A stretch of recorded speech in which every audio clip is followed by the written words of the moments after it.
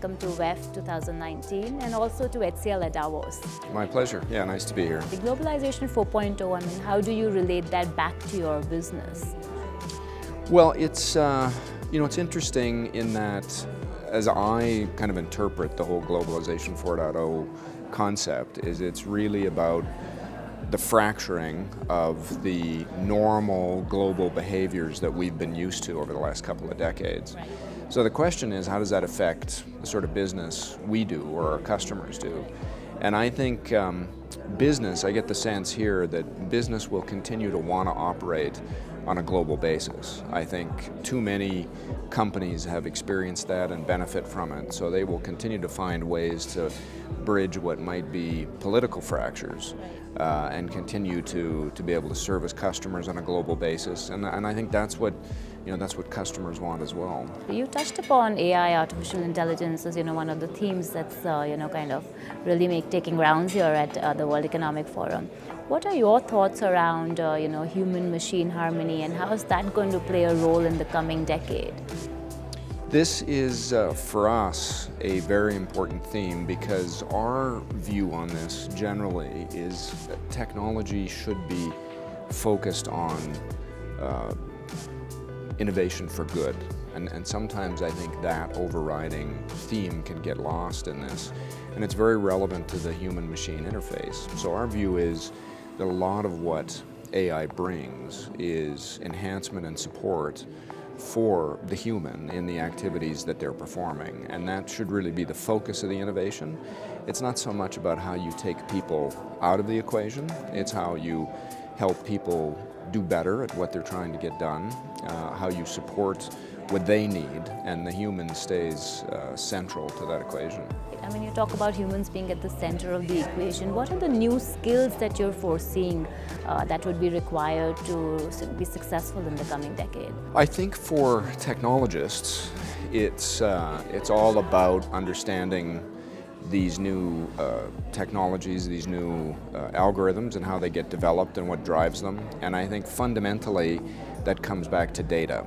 And so it has a lot to do with data science skills, understanding statistics and the development of algorithms, understanding how to manage data, how to analyze data. I mean, that's really, I think, where all this starts. If you have a good strategy around your data, it enables you to be more effective with AI. So I think for those who need AI skills and who are going to develop those skills, I think it's good to have a foundation in data science first. What about on the leadership front? Do you see the way we lead people and the way organizations work with people, that's going to change in the coming decade? I think so, and I think this is part of a trend we've been seeing for a while now, right?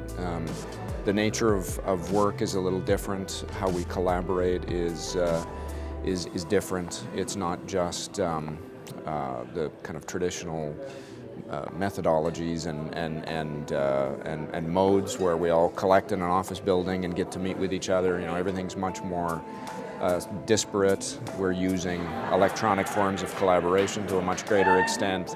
I think we're accessing a workforce that in some cases is more transient in nature. Right.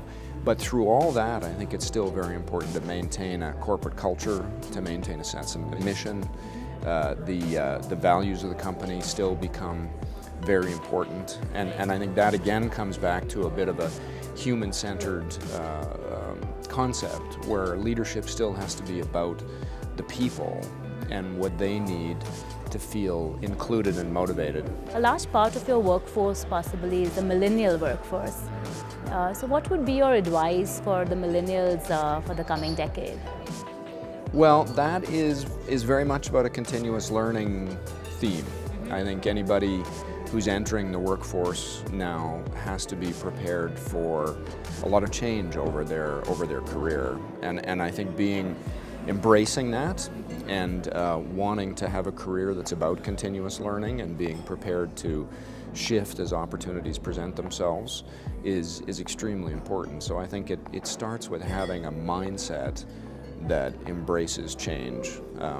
I think the other thing that I'd encourage millennials to continue to do is to bring that sense of purpose to their work. It's one of the things that I think characterizes this new generation is they want the company and their work to matter, and I would only continue to strongly encourage that. What would be your advice to your peer set, on technology innovation?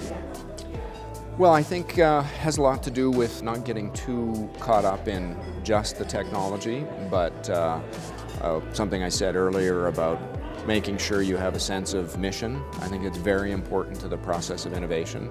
People have to believe in that mission, I think, to be truly successful at innovation. Skills, of course, are important, but if you have smart people who are deeply engaged in what you're trying to do, they can learn new skills and they can continue to evolve and contribute. I think that's an easier sort of challenge to deal with than first having people who really want to innovate. Great. Thank you so much, Murray. It was a pleasure having you here with us and having this conversation with you. Thank you so much. Absolutely. Thank you.